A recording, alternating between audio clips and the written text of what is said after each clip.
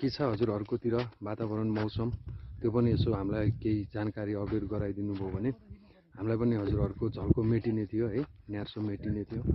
अब भन्ने मैले हजुरहरुलाई एउटा सानो आग्रह राखेँ, दुःख नमान्नु होला है।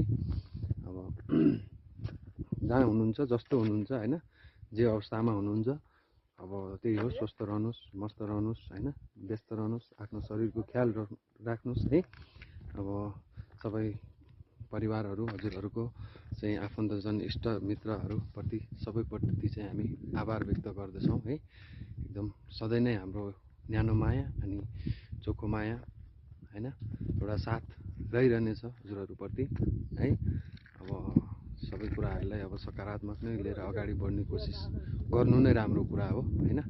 अब यस्तै छ भन्दै अहिलेलाई म पनि छुट्टिने बिदा माग्ने अनुमति चाहन्छु हजुरहरू मार्फत। हस्त, नमस्कार।